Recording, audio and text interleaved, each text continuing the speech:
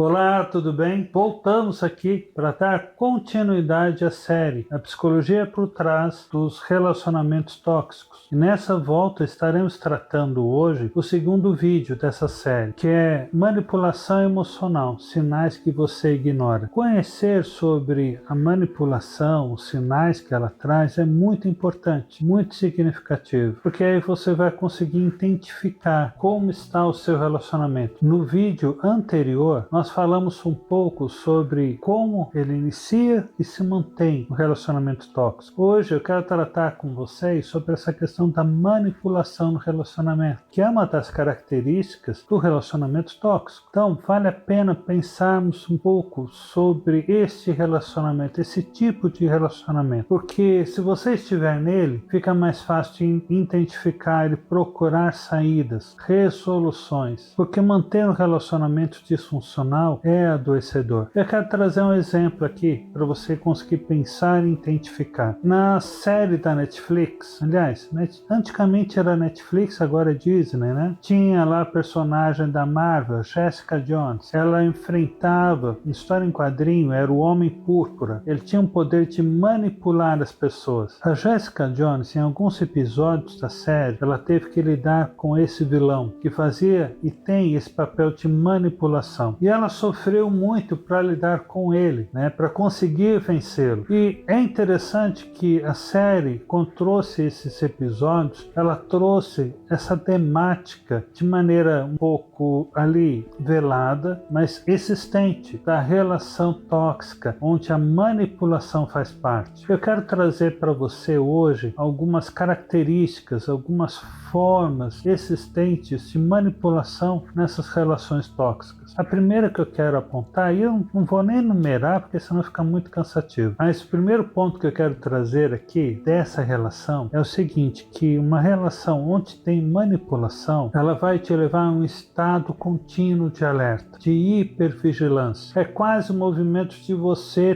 ter que sempre estar pisando em ovos, porque afinal de contas você não quer conflito, você não quer experienciar de novo gritaria, briga, discussão, ouvir palavras que vão te machucar, expressões, ter aí uma situação, uma experiência muito complicada. Então você vai estar sempre em estado de hipervigilância, pisando em ovos, tomando cuidado com cada palavra, com cada expressão, com cada ação que você tiver. Isso vai levar a um aumento de cortisol, a uma irritabilidade, estado de tensão, às vezes insônia, alteração na alimentação, alteração no estado de humor. Vai te trazer com o tempo muitos prejuízos, mas querendo ou não, isso acaba sendo algo presente na relação, porque essa hipervigilância, cedo ou tarde, ela acaba se manifestando. É algo que vai aparecendo de forma gradual, porque as experiências negativas vão também aparecendo de forma gradual. Então, para conseguir lidar, né, com a relação, você é obrigado ou obrigada a trabalhar aí essa relação tóxica através da hipervigilância. Você percebe como essas questões da hipervigilância, elas te trazem prejuízo e ela acaba aparecendo por causa dessa manipulação, por causa desse controle, por causa dessa ação tóxica, onde você não tem lugar, não tem voz, onde você não pode trazer a sua opinião. E é interessante que essas ações de manipulação, de controle, elas vão despertando, trazendo, revelando um outro ponto também que está muito conectado à hipervigilância. É a questão relacionada da desvalorização daquilo que você sente, daquilo que você pensa. A ridicularização acaba não tendo importância aquilo que você tem como valor, como princípio, como sonho, como plano, acaba sendo algo muito secundário, terciário, nunca vem em primeiro ou segundo lugar, acaba sendo algo desconsiderado da lista. E tudo por quê? Porque nessa equação da relação você não tem um lugar específico. você é apenas um complemento. O outro é o principal. Então, nessa relação tóxica que se constrói dessa forma, você acaba não tendo valor. Aquilo que você tem como importância, aquilo que você sente, aquilo que você pensa. Então, olha o prejuízo, na desconstrução de si mesmo ou de si mesma. Você vai aos poucos perdendo, como eu falei no vídeo anterior, a sua identidade, perdendo o seu lugar nessa relação que para você é tão significativa. Outro ponto que eu quero trazer é que você acaba congelando diante de conflito. Você acaba tendo tantas experiências repetitivas e muitas vezes isso é num dia só,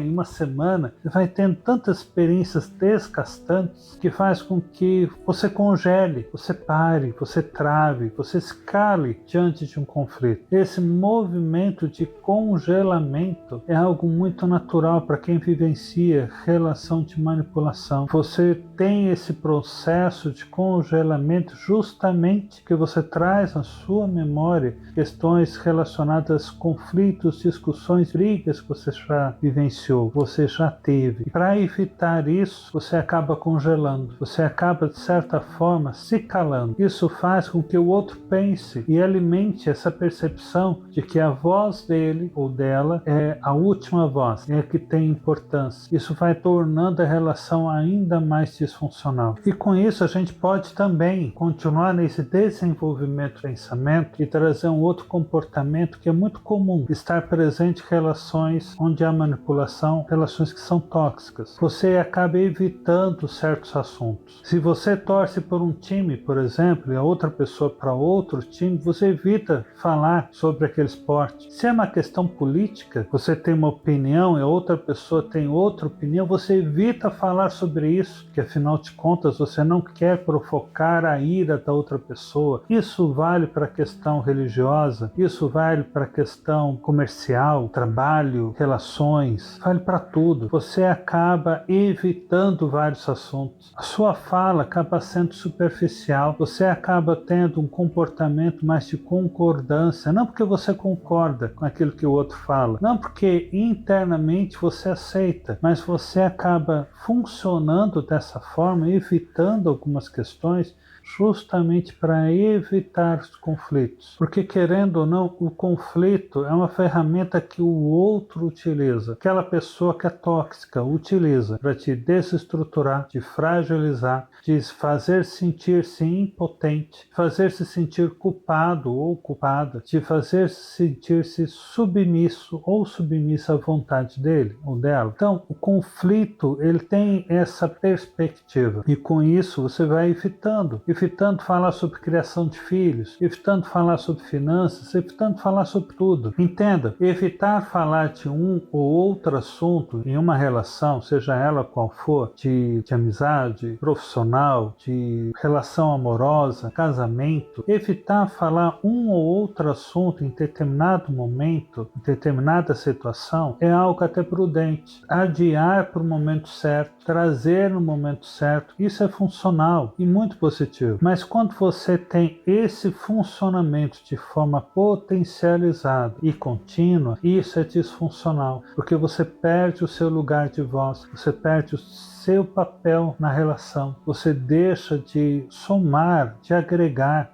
você deixa de fazer diferença, você acaba se auto-anulando. E isso é um comportamento muito presente em relações tóxicas onde há manipulação. Outro ponto que também está muito presente em relações assim é a questão da culpa. A pessoa se sente culpada por quase tudo. E entenda, é até importante trazer isso. Muitas vezes a relação atual pode até ser saudável, mas como a pessoa vivenciou muitas questões de culpa no passado, por relações tóxicas, abusivas, isso pode ser tanto no contexto familiar de origem, como, por exemplo, nas amizades, nas interações sociais com vizinhos, colegas de escola e por aí vai, a pessoa vai introjetar esse comportamento de sempre se sentir culpada. Mas vamos lá, eu quis trazer essa explicação para que isso fique claro. Muitas vezes isso pode estar presente não pela relação em si, atual, mas por relações antigas, funcionamentos, ambientes ambientes antigos, mas algumas vezes, se não muitas delas, isso está presente na relação disfuncional, onde há manipulação. A pessoa se sente culpada por aquilo que ela faz, aquilo, perfume que ela usa, a roupa que veste, a forma como corta cabelo. Ela se sente culpada todo momento, toda hora. Há aí um processo de acusação, de cobrança, onde é trazido pelo manipulador questões muito relacionadas a exigências não cumpridas, não realizadas, pedidos não atendidos. Então a pessoa vai se sentindo culpada pela relação estar disfuncional, e essa relação pode ser tanto a nível do emprego, como relação doméstica, de marido, mulher, relação entre amigos. A pessoa vai se sentindo culpada, e com isso ela vai tendo a percepção de que, se ela também colocar um limite para que essa relação se torne mais nociva, mais tóxica para ela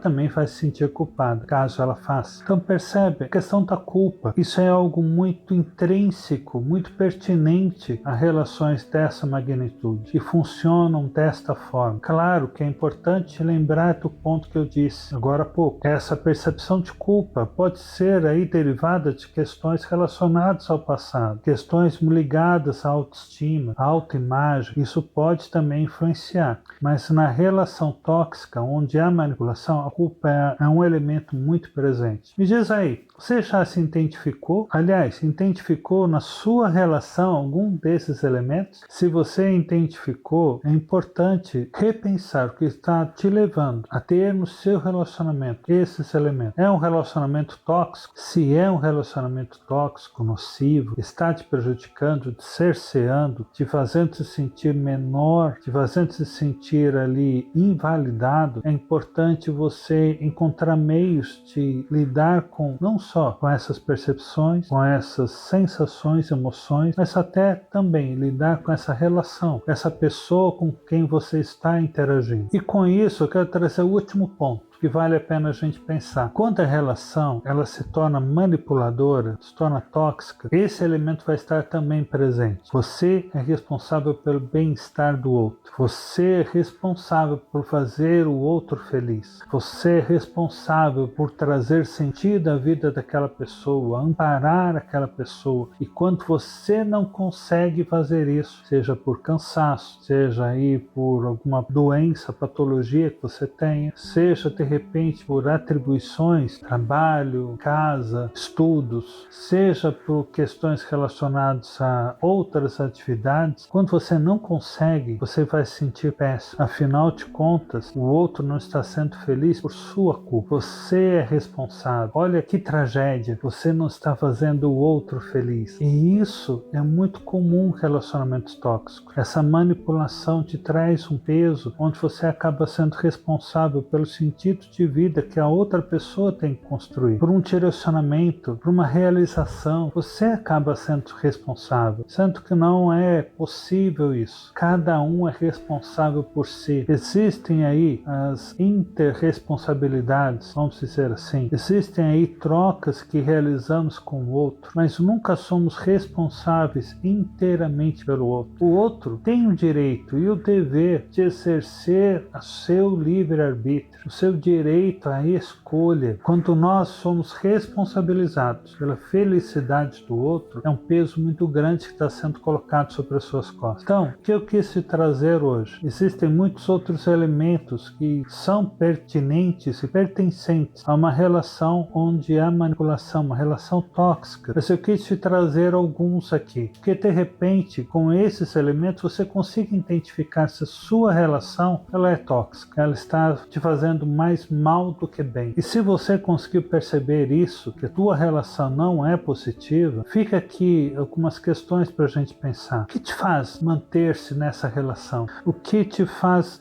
continuar numa relação onde há mais adoecimento, mais perda do que ganho, do que saúde? Eu sei que é difícil, muitas vezes, encerrar um ciclo. Eu sei que é difícil, muitas vezes, redefinir algumas direções. Eu sei que é difícil ressignificar uma relação. Mas eu sei que é muito mais difícil viver se sentindo invalidado, insuficiente, impotente, se sentir abaixo daquilo que deveria ser a sua vida. Se você está tendo essas dificuldades, se você percebe essa manipulação na relação, segue até o fim nessa série. Quarto vídeo, eu quero te trazer algumas possibilidades de lidar com essas questões. E se você precisar de ajuda, entre em contato, manda uma mensagem. Nos comentários tem o meu WhatsApp. Pode entrar em contato, procurar ajuda, procurar se tratar é um sinal de autovalidação, é um sinal de importância. E você tem importância. E aqui, no final desse vídeo, eu quero te convidar, se ele fez sentido para você, se ele te fez refletir, pensar algumas questões, dá o seu like, comenta no vídeo, manda para outras pessoas. Quando você faz esse movimento, o canal, o YouTube, ele reconhece o vídeo como algo significativo. Então, espero por você no próximo vídeo e, se precisar, entre em contato. E por fim, eu quero te trazer o seguinte: por mais que o outro não te valorize, não te veja como alguém significativo, comece a ter esse olhar para si mesmo. Comece a perceber que é importante investir em você. Assim como você investiu tempo aqui no vídeo, invista tempo também procurando ajuda. Não siga sozinho. Pensa naquilo que pontuei. Se precisar, entre em contato. Até a próxima. Se você ficou até aqui, quero te fazer um convite. Me siga nas redes sociais. No Instagram a gente está colocando muita coisa boa. Quero e estou planejando montar alguns grupos de apoio. Então participe ali, trabalhe essa questão de saúde mental através daquilo que você está postando. Se você também precisar de atendimento psicológico, entre em contato. Cuidar de si é também um ato de amor e de construção de uma vida equilibrada, saudável e positiva. Não caminhe sozinho, caminhe com outros que possam te ajudar. Então te convido aqui a caminhar junto comigo. Um grande abraço e tamo junto até a próxima. Tchau, tchau.